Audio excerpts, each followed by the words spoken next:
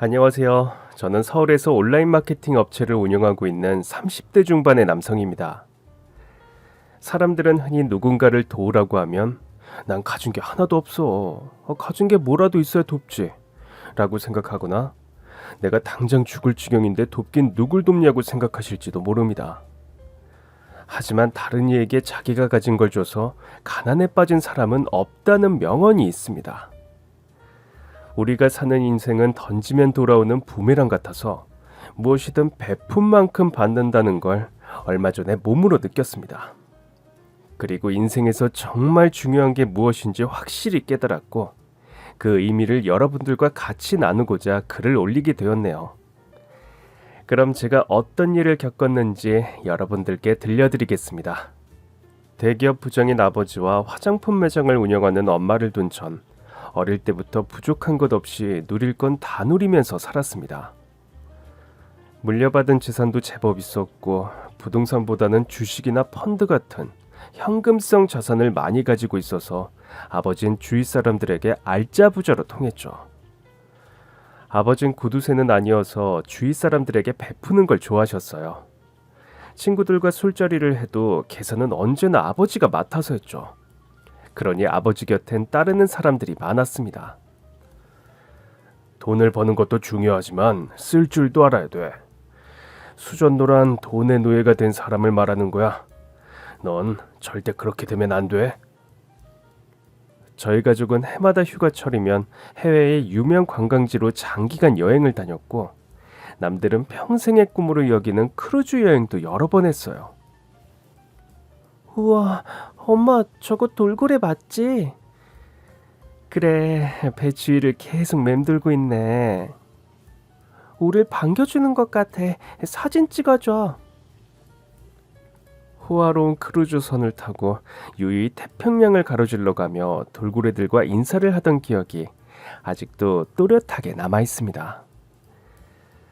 우리 이번 겨울엔 어디로 갈까? 따뜻한 남미로 가볼까? 해외는 많이 가봤잖아요. 난 스키 타고 싶어요. 그럼 강원도에 콘도 빌려놓을 테니까 방학 동안 친구들 데리고 가서 마음껏 놀아라. 어릴 땐 해외로 돌아다녔지만 고등학생이 되자 전 스키에 흠뻑 빠졌고 겨울방학이 오기만을 기다렸고 여름이면 경치가 좋은 곳으로 캠핑을 다녔죠. 어릴 땐 사람들이 모두 다 이렇게 풍족하게 사는 줄로만 알고 있었는데 고등학교를 다닐 때 세상엔 돈이 없는 사람도 있다는 걸 알게 되었죠. 고등학교 같은 반 친구 중에 유독 외톨이처럼 잘 어울리지 못하는 애가 있었어요. 잘 씻지도 않는지 몸에선 냄새가 나서 모두 가까이 하려고 들지 않았죠. 그런데 학기가 바뀌면서 그 친구가 제 짝이 되었어요. 저도 퀴퀴한 냄새가 나서 싫었지만 그래도 짝꿍이라 내색하지 않았죠. 학용품도 변변하게 없어서 제가 빌려주곤 했었고요. 다른 애들이 상대해주지 않으니 그 친구는 매사에 자신 없는 모습이었고 위축되어 있었어요. 너 공책이 없는 것 같더라. 이거 써. 더 필요하면 나한테 말해. 제가 연필이나 공책을 줘도 희미하게 웃기만 할 뿐 말이 없었습니다. 하루는 교무실 청소를 하고 있는데 그 친구가 담임 선생님과 같이 들어왔어요. 내가 돈 내라고 몇 번이나 말했지? 응? 너 선생님 말이 말 같지 않아? 아니에요. 아직 엄마한테 말을 못해서 죄송합니다. 너희 집안 거지냐? 학교는 땅 파서 장사하는 줄 알아? 공부도 돈을 내야 할 수 있는 거야. 돈이 없으면 학교 때려쳐. 보충 수업비를 못 내서 야단을 맞은 거예요. 담임 선생님은 학생들에게 말을 함부로 하면서 인격적으로 무시했습니다. 모든 선생님이 그렇진 않겠지만 그는 교사 자격이 없는 사람이라고 생각해요. 우린 장난삼아 돌을 던지지만 돌을 맞은 개구리는 죽듯이 선생님이 별 생각 없이 던진 말에 크게 마음의 상처를 받은 친구는 얼마 뒤에 자퇴를 하고 말았습니다. 그리고 몇 달 뒤에 우연히 만난 친구는 중국집 배달원으로 일하고 있었죠. 엄마가 아파서 내가 돈을 벌어야 집세 내고 밥이라도 먹을 수 있어. 아침엔 신문 배달해. 쑥스럽게 말하는 친구의 눈빛은 죽지 못해 산다는 느낌을 줬어요. 아무 희망도 없이 목숨이 붙어 있으니 하루하루 억지로 사는 사람이 많다는 걸 알았던 거죠. 고등학교 졸업 후 대학에서 신문 방송학을 전공했어요. 중학교 때부터 방송국에 들어가 기자나 PD가 되겠다는 꿈을 가지고 있었거든요. 교장 선생님, 이번 재단 비리 어떻게 생각하십니까? 한마디만 해주시죠. 글쎄, 전 모른다니까 왜 이러세요? 학교까지 찾아와 이러시면 곤란합니다. 그만하세요. 부탁드립니다.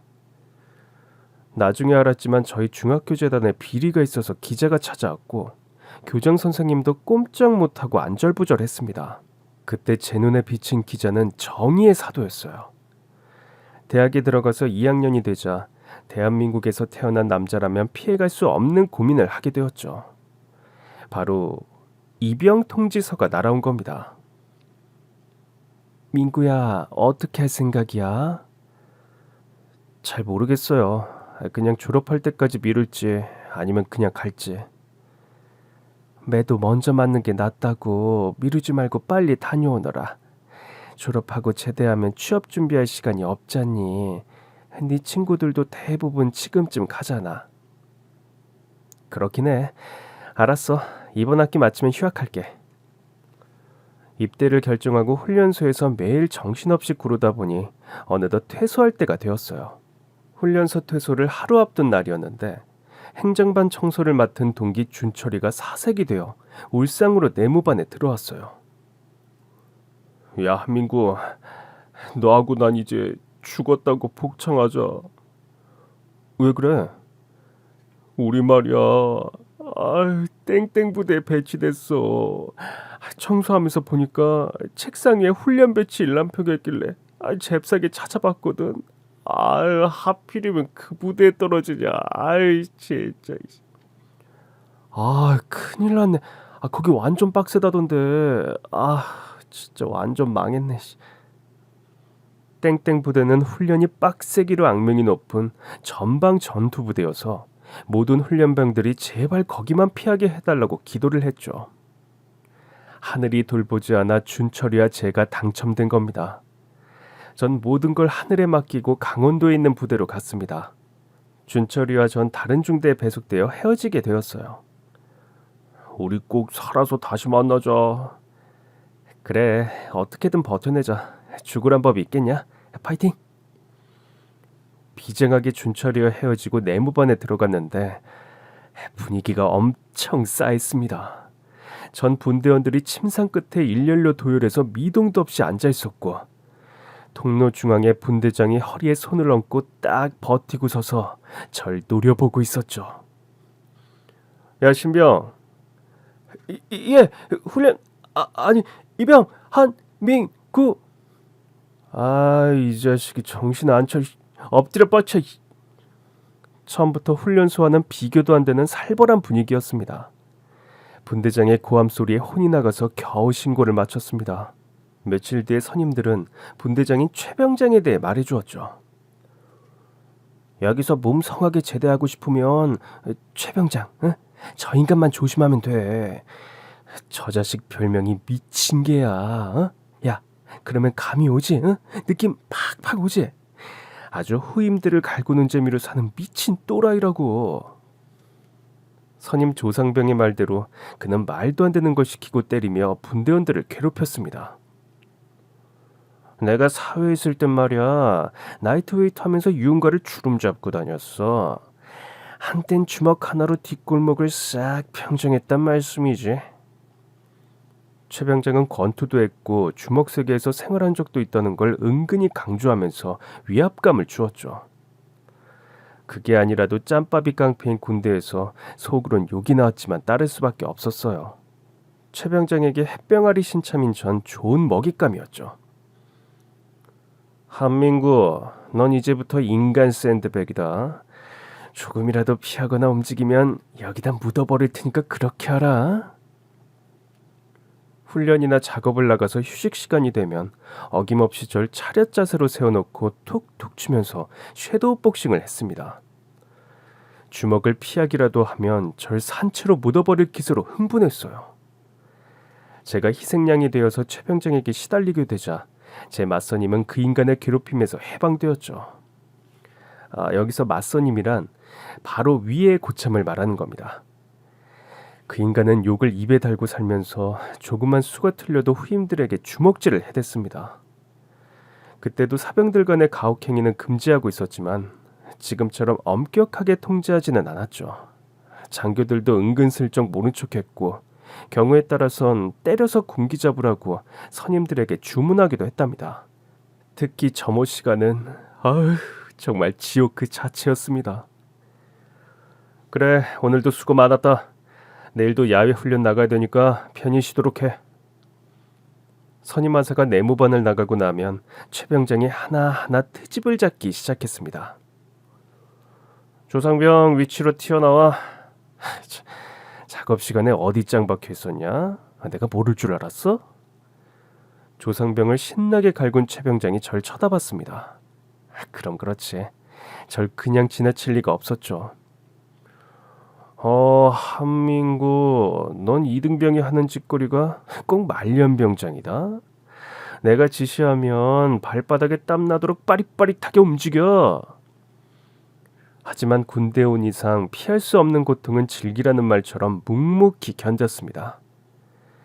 핑계 없는 무덤 없다고 분대원들은 모두 사연을 가지고 있었는데 그 중에 정말 특이한 사람이 하나 있었습니다. 최 박사라는 1등병이었죠.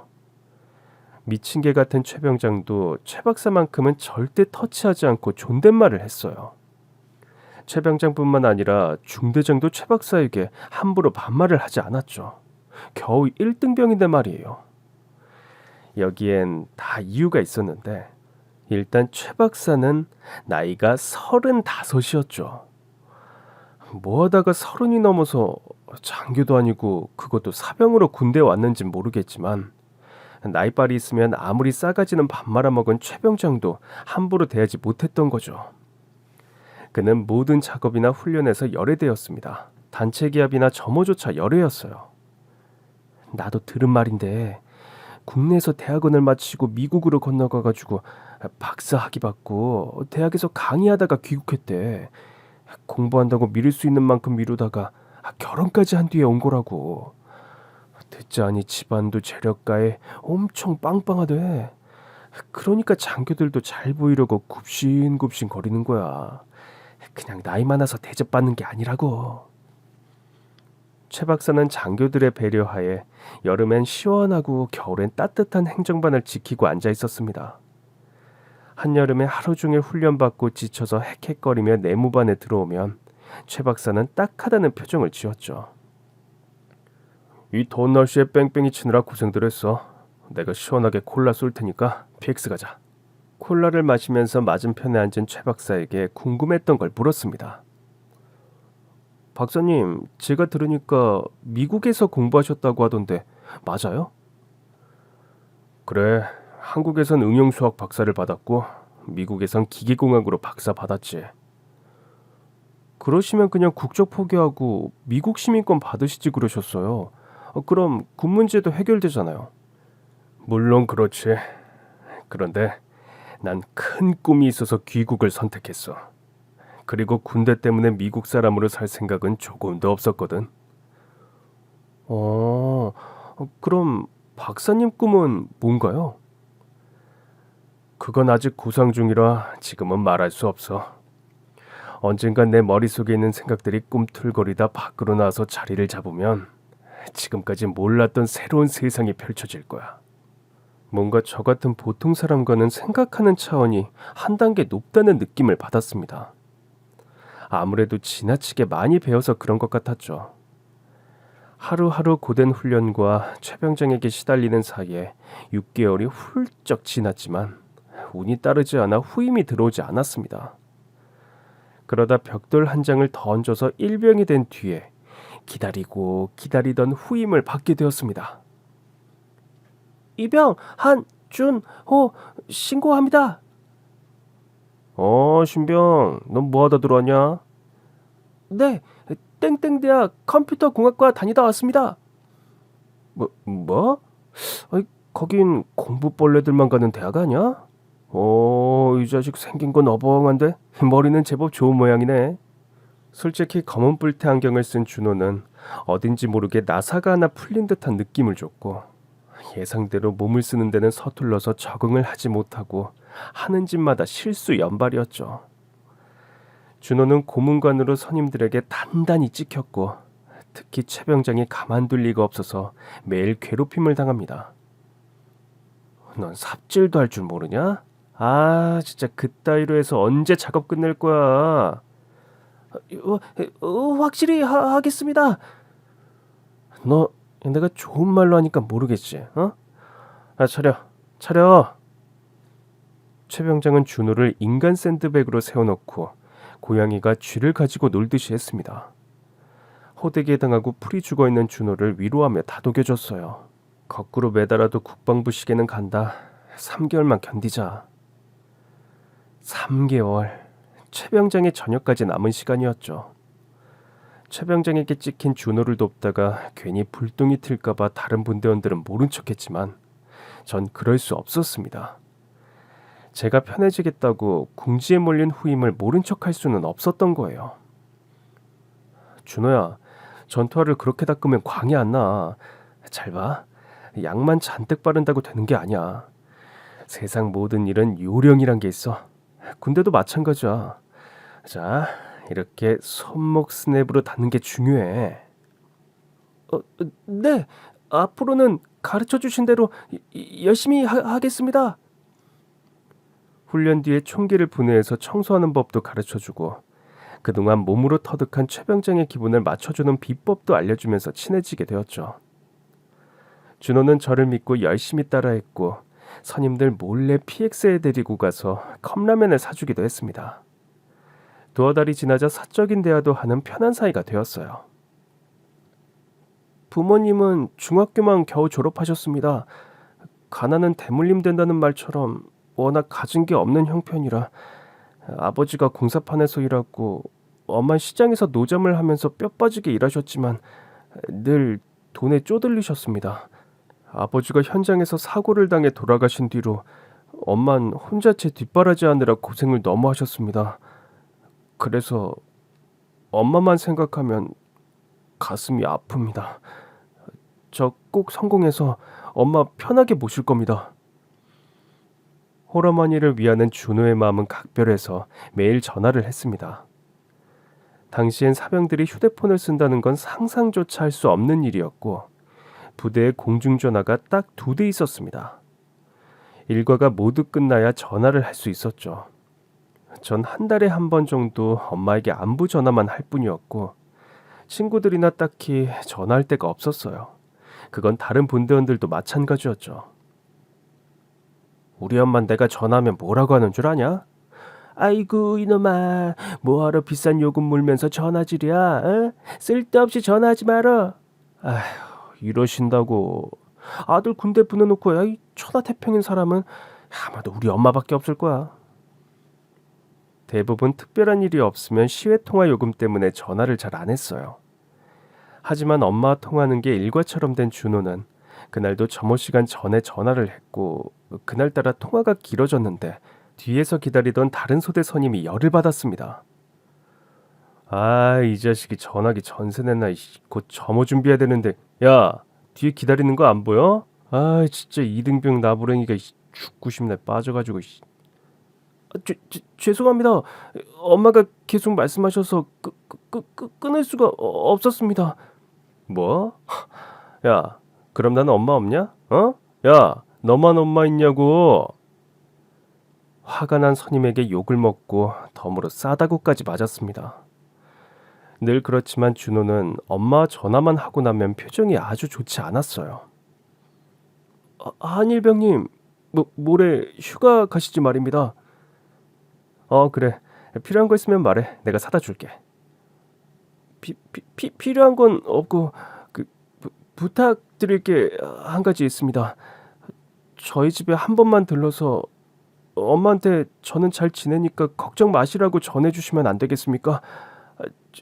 죄송합니다. 저 이런 부탁 드리면 안 되는데 어머니가 너무 걱정돼서 그렇습니다. 우리 사이에 죄송할 게 뭐가 있어. 알았어, 내가 잠깐 들릴게. 1년 만에 서울역에 내리니 새삼 감회가 새로워졌어요. 익숙했던 모든 것들이 낯설었고 마치 교도소에서 징역 1년을 살고 출소한 느낌이었죠. 아유, 세상에, 얼굴이 아주 까맣게 탔구나. 얼마나 고생이 많니. 아휴. 엄만 절 보자마자 눈물부터 보이셨고 아버지도 건강한 모습으로 집에 온 절 반겨주셨어요. 다음 날부터 친구들과 어울려 시간을 보냈습니다. 휴가 때는 아무 생각도 하지 말고 매일 술에 쩔어 살다가 복귀하는 거야. 내가 그랬다고. 야, 자 마시자. 뺑이 치는 민구의 건강한 군 생활을 위하여. 복귀하는 날을 하루 앞두고 준호의 집을 찾아갔습니다. 준호의 집은 산동네였는데 미로를 연상시키는 비좁은 골목이 얽혀 있어서 집을 찾는 게 쉽지 않았어요. 골목 양 옆으로 다 쓰러져가는 판잣집들이 다닥다닥 붙어 있었습니다. 한참을 헤매다 리어카에 폐지를 잔뜩 싣고 오는 할머니에게 길을 물었어요. 저 할머니, 땡땡 번지가 어디쯤인가요? 내가 그 집에서 사는데 무슨 일이에요? 네? 혹시 장준호 어머니 되시나요? 아유, 맞아요. 준호가 내 아들이에요. 저는 군대에서 준호하고 같이 생활하고 있습니다. 어머니께 안부 전해달라고 해서 제가 대신 찾아왔어요. 아유, 그런가? 아유, 반갑네. 근데 집이 누추해서 어쩌나. 리어카는 이리 주시고 앞장서세요. 준호 엄마는 나이보다 아주 늙어 보였습니다. 아직 환갑도 안 된 나이였지만 70을 넘긴 할머니 같았거든요. 아마 고생을 너무 많이 해서 얼굴이 상해버린 것 같았죠. 어머님의 리어카를 대신 끌고 집으로 갔습니다. 아주 낡고 초라한 단칸방이었어요. 준호는 어릴 때부터 똘똘하고 총명했어요. 초등학교 때 선생님이 하도 권해서 영재 테스트를 받았는데 보기 드문 수재라고 모두 놀랐었다고. 당장 영재학교로 보내라고 했지만 형편이 따라줘야 말이지. 고등학생이 되더니 고물상에서 고장난 컴퓨터를 하나 얻어와서 혼자서 낑낑대며 고쳐가지고 중고 가게에 팔아서 생활비에 보태는 거야. 그 뒤로 고물상에서 고칠 만한 컴퓨터가 있으면 준호를 줬었지. 갑자기 준호 엄마가 가슴을 움켜잡고 발작적으로 기침을 하는 겁니다. 휴지로 입을 닦았는데 피가 묻어나는 게 보였어요. 어머니 피가 괜찮으세요? 괜찮아. 혈액이 재발해서 그런 거야. 저랑 같이 병원에 가요. 피를 토하시는데 이러고 계시면 안 됩니다. 약은 먹고 있으니까 걱정 말게. 요즘 폐지 줍느라 힘이 들어 그런 것뿐이야. 남편 먼저 보내고 하나뿐인 아들도 나라에 맡기고 혼자 폐지를 주우며 사는 그녀를 보자 안쓰러워서 도저히 그냥 갈 수가 없었어요. 지갑을 뒤져 가진 돈을 모두 드렸습니다. 어머니는 한사코 거절했지만 전 억지로 쥐어드렸어요.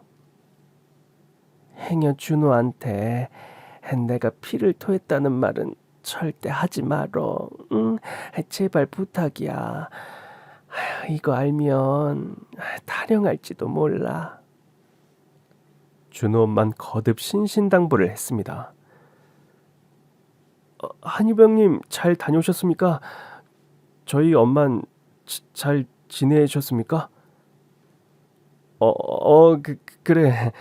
폐지 모으며 일하시느라 힘들긴 해도 건강하신 것 같아. 그러니까 이제 엄마 걱정은 접어두자. 1년이 더 지나갔고 겨울이 되자 저희들은 혹한기 훈련을 나가게 되었죠. 1년 중 가장 추운 1, 2월 한겨울의 야외에서 혹독하게 실시되는 엄청나게 힘든 훈련 중 하나입니다. 지금 생각해도 아유 진짜 몸소리가 절로 처지네요. 진짜 이 영하 20도인데 미친 거 아니냐? 밖에 나가서 오줌 싸면 바로 얼어버릴 날씨. 아유, 이게 구덩이 파놓고 뭐 하는 짓이야 진짜. 내 말이. 아유, 진짜 군발이는 인간이 아닌 거야 진짜. 조씨.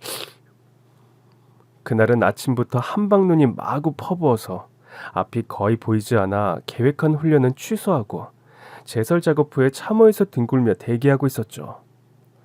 추웠지만 오랜만에 편하게 누우니 잠이 쏟아졌습니다. 점심시간이 되었는데 문제가 생겼어요. 부대원들이 먹을 밥과 국을 실은 트럭이 눈 때문에 못 올라오니 가지러 내려가야 했습니다.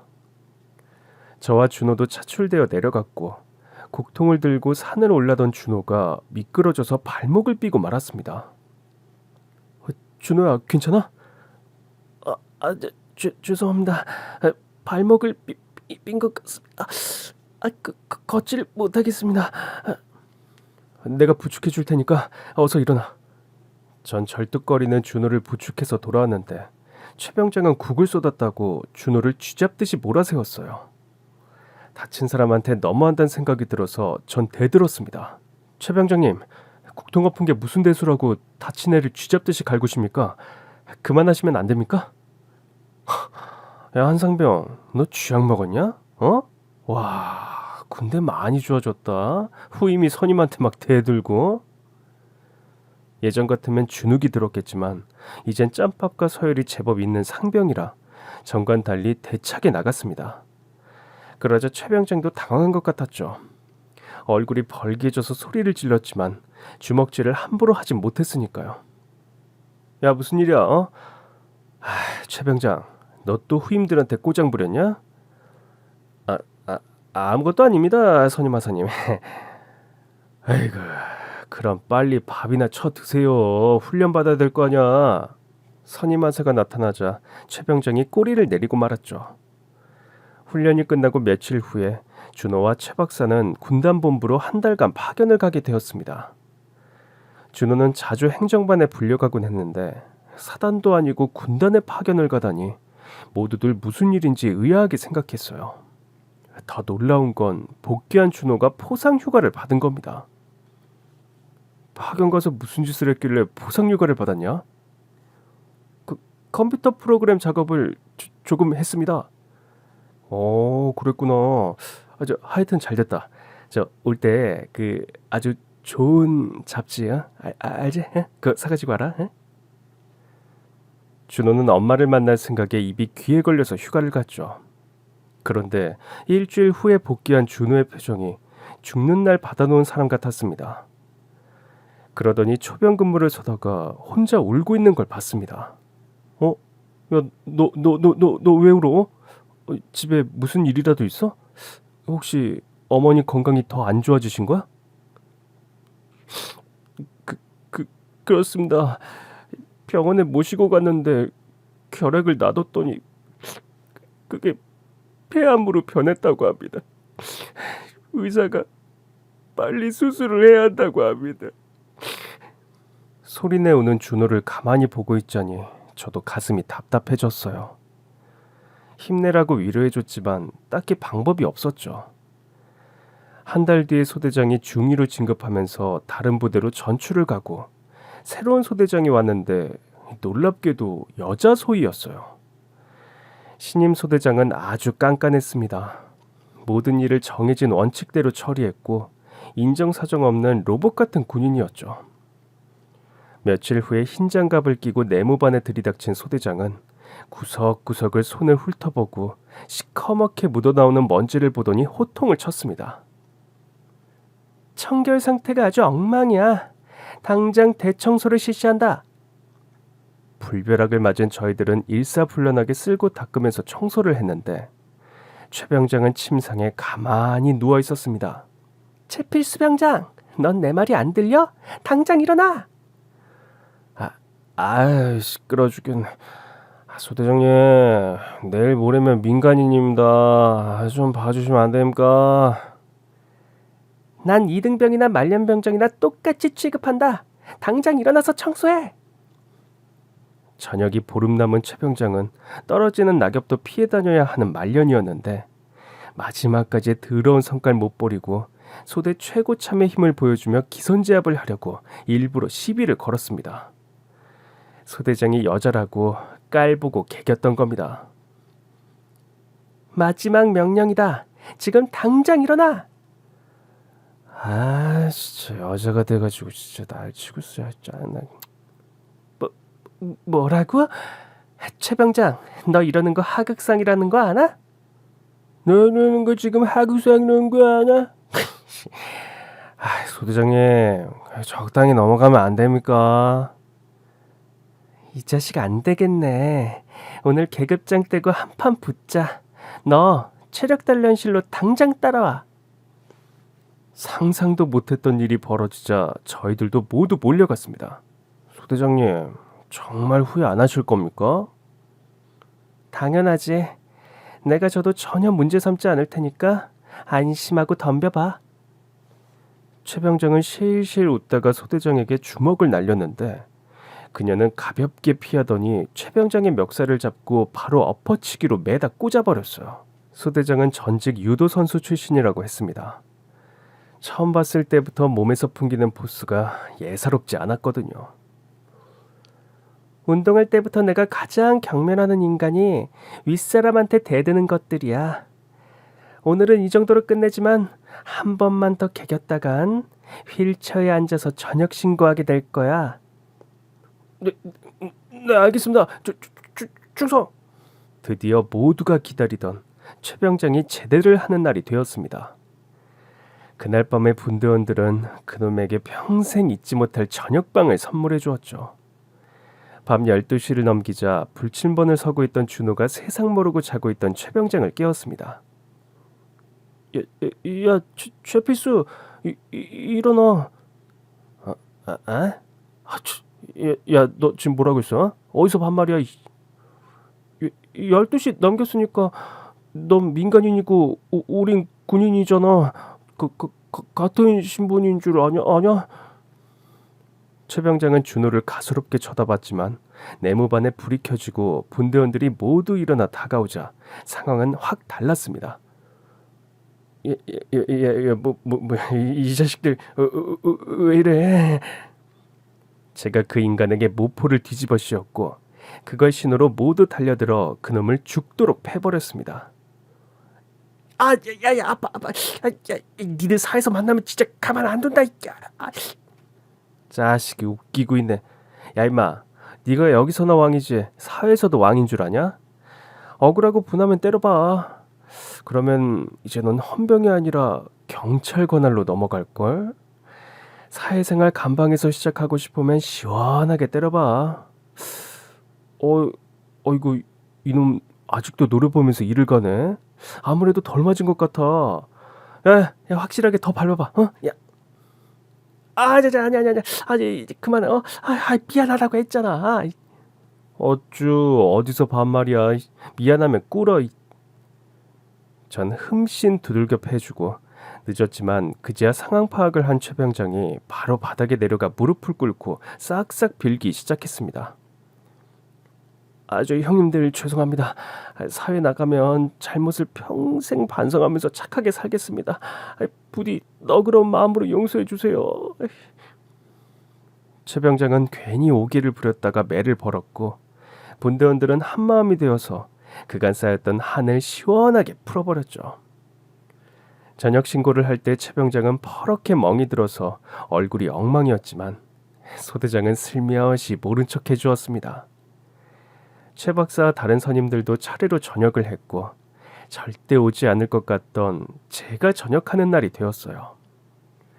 저녁 신고를 마치고 나오자 준호가 기다리고 있었습니다. 준호의 눈가엔 아쉬움에 눈물이 맺혀 있었죠. 한병장님 보고 싶을 겁니다. 그동안 신경 써주셔서 정말 고맙습니다. 이제 너도 다음 달이면 병장이니까 후임들 잘 챙기고 몸 건강하게 사회에서 만나자. 그리고 이거 받아둬라. 이게 뭡니까? 돈 아닙니까?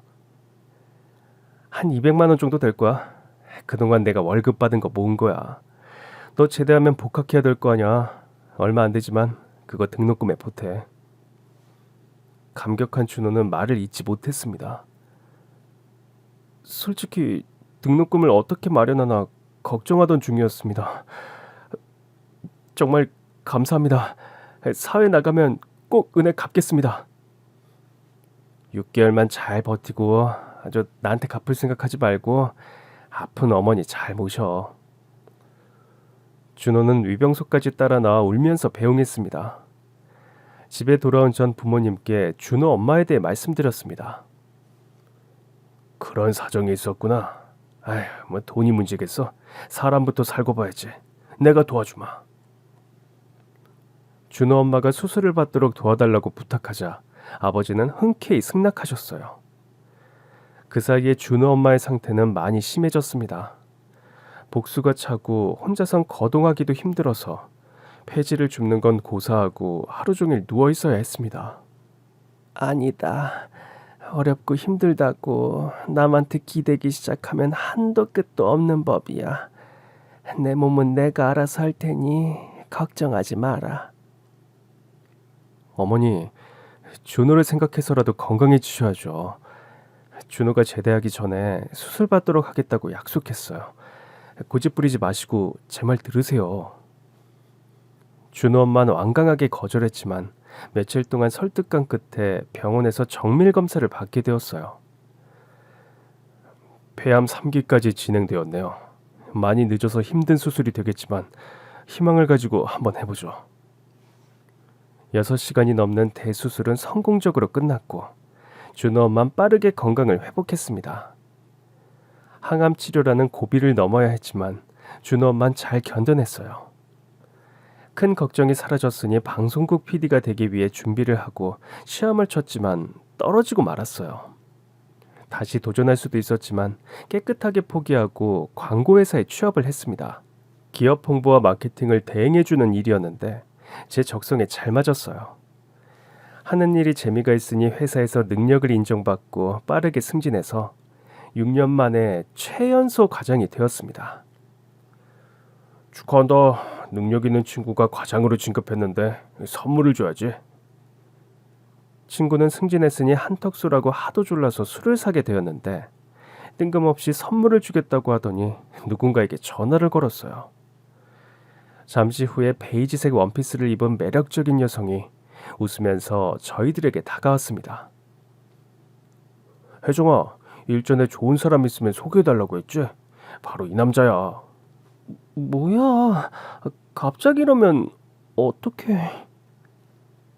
그녀는 절 보더니 얼굴이 빨개졌습니다. 황당한 건 저도 마찬가지였어요. 이제 나는 빠질 테니까 둘이서 잘해봐. 졸지에 술집에서 소개팅을 하게 된 거죠. 전 처음부터 그녀가 마음에 들었어요. 외모에서 풍기는 청순한 느낌이 좋았고 하는 일이 의상 디자이너라고 했죠. 그래서 옷차림이며 행동이 세련된 여성이었습니다. 오늘 즐거웠어요. 혹시 이번 주말에 시간 괜찮으시면 같이 드라이브 하러 갈래요? 좋아요. 그녀도 제가 마음에 드는지 애프터 신청을 흔쾌하게 받아주었죠. 그리고 그 뒤로 6개월간 연애를 했고 약혼을 하게 되었습니다. 모든 게 술술 풀리던 저희 집에 아버지 친구분이 찾아오면서 불행의 먹구름이 드리워졌습니다. 정수야, 나 한 번만 살려줘. 염치 없지만 믿을 사람이 너밖에 없어서 그래. 5년 만에 찾아와서 다짜고짜 살려달라니 무슨 일이야? 공장이 곧 부도나게 생겼어. 다음 달에 20억짜리 어음이 돌아오는데 아휴, 그거 못 막으면 난 끝이야. 그분은 규모가 큰 공장을 운영하고 계셨는데 불경기에 대금 회수가 안 되면서 심각한 자금난을 겪고 있다고 했어요. 은행에서 대출을 받으려고 했지만 연대 보증인을 세우라고 했다는 겁니다. 네가 도와주면 반드시 일어난다. 너 나 믿지? 응? 제발 부탁이다. 네가 날 외면하면 난 바로 한강 가야 돼. 이렇게 나오니 아버지도 난감해졌죠. 하지만 벼랑 끝에 선 절박한 친구의 간절한 애원을 모른 척하지 못하고 보증을 서주겠다고 약속해버렸죠. 20억 대출을 받으시려면 보증 외에 담보가 있어야 합니다. 은행은 추가 담보를 요구했고 아버진 엄마의 화장품 매장을 걸려고 했어요. 친할수록 돈 거래는 하는 게 아니에요, 여보. 한 번만 더 생각해봐요. 당신 말이 맞아. 하지만 어떻게 물에 빠져 죽어가는 친구를 모른 척한단 말이야. 내가 책임질 테니까 당신은 나만 믿어. 내가 책임질게. 엄마가 아버지의 마음을 돌리려고 했지만 실패했고 아버지에게 매장을 담보로 세우는 데 필요한 서류를 내줬습니다. 다행히 대출을 받은 친구분의 공장은 아버지 덕분에 위기를 넘겼고 자금 사정도 좋아졌다고 합니다. 내가 다음 달부터 원금부터 차곡차곡 갚을 테니까 넌 걱정하지 마. 아유, 도와줘서 정말 고마워. 친구분의 전화를 받은 아버지는 마음을 놓았고 저도 그렇게 끝나는 줄 알았습니다. 하지만 생각도 못했던 어이없는 일이 벌어졌습니다. 보름 뒤에 친구분이 심장마비로 갑자기 세상을 떠나고 만 겁니다. 너무나 건강했던 친구가 죽었다는 소식을 들은 아버지는 넋이 나갔지만 정신을 수습하고 장례식장에 가서 친구 아들을 만났습니다. 이런 자리에서 꺼낼 말은 아니지만 내 사정이 급해서 그러네. 혹시 아버지한테서 빌린 돈이 있다는 말 들은 적이 있나? 네? 아니요. 저는 금시초문입니다. 친구 아들은 모르는 일이라고 발을 빼버렸다고 해요. 하지만 몇 달이 지나도록 아무 일이 없어서 아버지도 회사 일을 처리하느라 잊어버렸습니다. 하지만 은행은 잊어버리는 법이 없었죠. 1년 뒤에 은행 직원들이 회사로 찾아왔다고 해요. 곧 원금 20억 일시 상환하셔야 합니다. 알고 계시죠? 네? 한 번에 갚아야 한단 말입니까? 그렇습니다. 만약 상환이 안 되면 저희가 조치를 취하는 수밖에 없어요. 아버지는 보증에 대한 조건을 다시 훑어보셨고 1년 후 20억 전액 일시 상환이란 깨알같은 글자를 발견하셨다고 해요.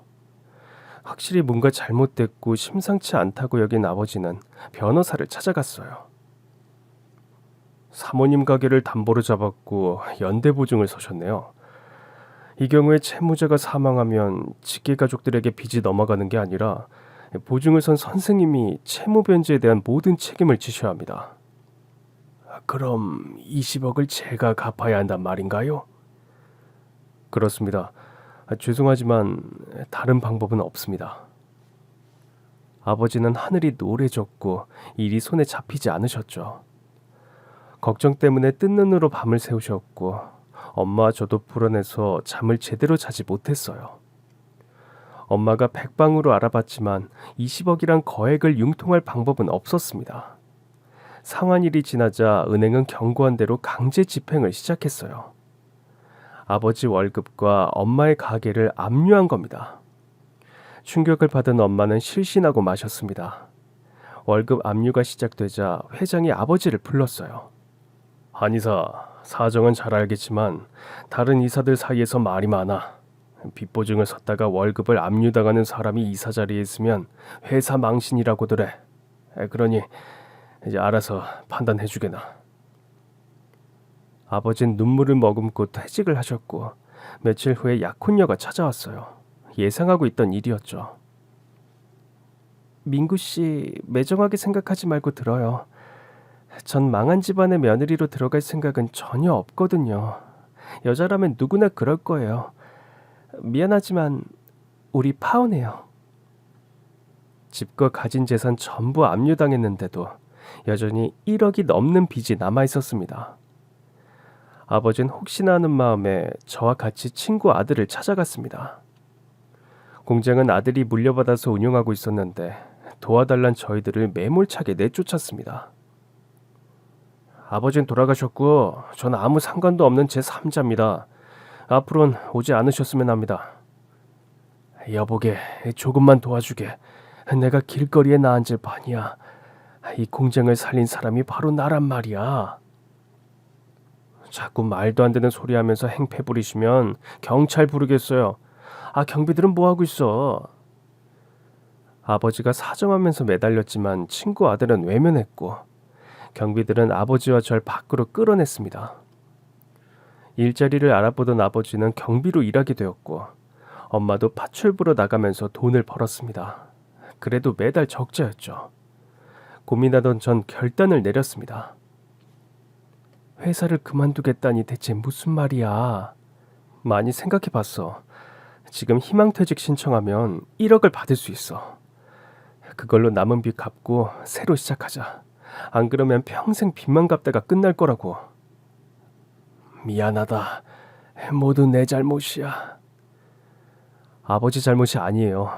이렇게 될 줄 누가 상상이나 했겠어요. 맨주먹으로 다시 시작하면 돼요.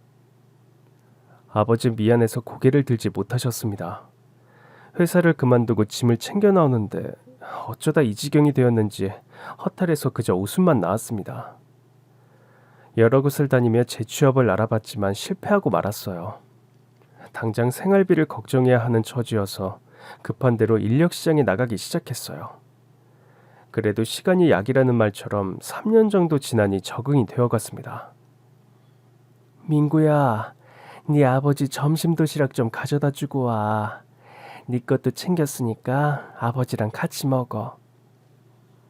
그날은 비가 많이 와서 현장에 일이 없어 집에서 쉬고 있었는데 엄마의 부탁으로 아버지에게 도시락을 가져다 주러 갔습니다.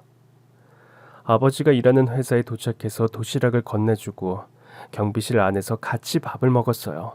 텔레비전에선 본격적인 휴가철을 맞아 해외로 떠나는 관광객들에 대한 뉴스가 나오고 있었죠. 화면을 보던 아버지가 문득 들고 있던 숟가락을 내려놓으신 겁니다. 예전엔 우리 이맘때면 크루즈선 타고 끝도 없는 태평양 위에서 아득한 수평선을 바라보고 있었는데 그 말을 듣자 목으로 넘어가던 밥이 딱 걸려버렸고 가슴이 먹먹해졌어요. 아버지의 마음속에는 우리가 잘 살던 시절에 대한 그리움이 아직도 남아있었던 거예요. 그때 엘리베이터 문이 열리고 정장 차림의 남자가 열어 내렸습니다. 그들을 본 아버지는 급히 밥을 삼키고 달려가서 90도로 인사를 하셨고 열린 문 사이로 소리가 들려왔어요. 사장님, 어디 나가십니까? 네, 국제회의가 있어서요. 일하시는데 불편한 건 없으세요? 없습니다. 늘 사장님께 감사하고 있어요. 다행이네요. 혹시라도 불편한 점 있으면 바로 말씀해 주세요. 이 회사 사장이 외출을 하는구나 생각하고 전 경비실 안에서 계속 밥을 먹고 있었죠. 잠시 후에 경비실 문이 열리고 누군가 안으로 들어오더니 고개를 갸웃거리면서 절 살펴보는 겁니다. 그리고 저와 눈이 마주쳤어요. 틀림없어. 한병장님, 저 모르시겠어요? 준호예요. 아니, 준호 네가 여기 사장이라니. 아니, 세상에. 준호는 제 손을 덥석 잡더니 감격한 표정으로 와라 끌어놨습니다. 그날 저녁에 준호는 절 호텔 레스토랑으로 초대했습니다.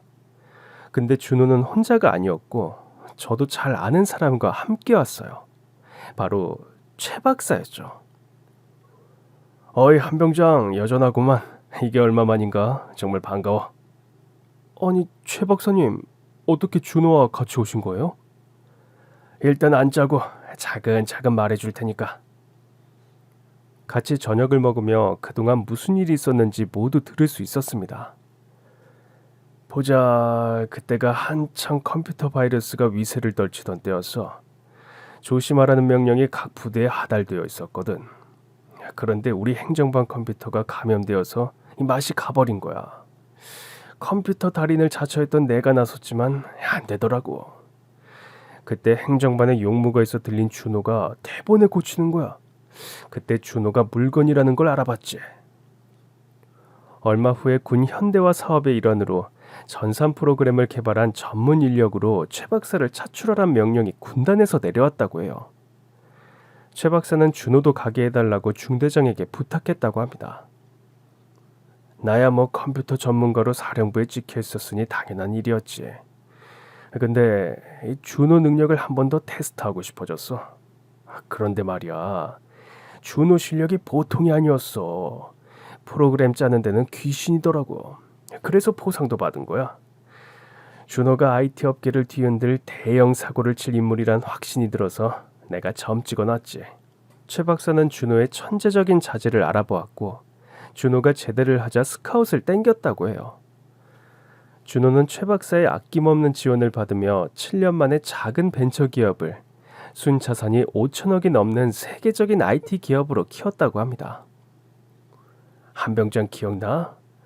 예전에 내 머릿속의 생각이 밖으로 나오면 세상이 뒤집어질 거라고 했지? 네, 맞아요.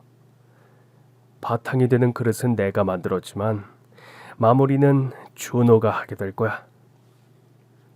최 박사는 사장 자리를 준호에게 물려주고 자긴 일선에서 물러나 회장 직함을 달고 여러 곳에 투자를 하고 있다고 했습니다. 우습게 들릴지 모르지만 제 꿈은 이 회사를 구글보다 더 큰 세계적인 인터넷 기업으로 키우는 거예요. 전혀 우습지 않아. 넌 분명히 해낼 거라고 믿어. 참, 한병장님한테 부탁할 게 있어요. 자회사로 온라인 마케팅 회사를 설립할 생각인데 한병장님이 맡아주시겠어요? 이제 내 주제에 회사를 운영하다니. 아무것도 하지 않으면 아무 일도 일어나지 않는 법이죠. 부딪혀 보는 겁니다. 제가 도와드릴게요. 준호의 말에 용기를 얻은 전 저질러 보기로 했어요. 얼마 뒤에 들리자 아버진 마음이 잘 맞는 단짝 친구를 소개해주겠다고 하셨어요. 김 여사라고 회사 청소하는 아줌마인데 짬이 나면 같이 자판기 커피를 마시면서 이런저런 얘기를 하며 수다를 떠는 사이야. 가만히 있어보자. 이 오후 청소 마치고 올 때가 됐는데 저기 오는구만. 김 여사, 오늘은 늦었네. 아이고, 이제 화장실 변기가 막혀서 뚫느라고 늦었지. 손님이 아니 이게 누구야? 민구 아니냐? 아버지에게 손을 흔들며 반갑게 다가오던 아줌마를 보고 깜짝 놀라 그만 입이 벌어지고 말았죠. 준호 엄마였습니다. 저를 본 그녀도 감격해서 손을 잡고 눈물을 흘리면서 안아줬습니다. 네 덕분에 건강해졌어. 네가 날 살린 거야.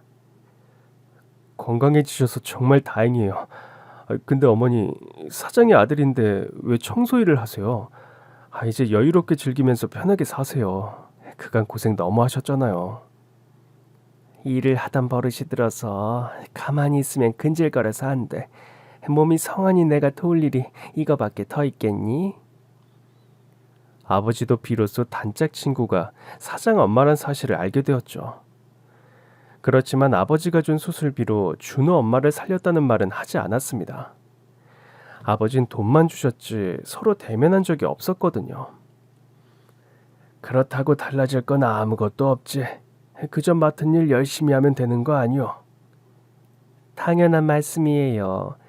열심히 일하고 커피 한잔 하면서 수다 떨어줄 친구가 있으니 세상 부러울 게 없어요. 준호 덕분에 사장이 된 전 35이란 다소 늦은 나이에 좋은 여성을 만나서 한 달 뒤에 결혼을 할 예정이에요.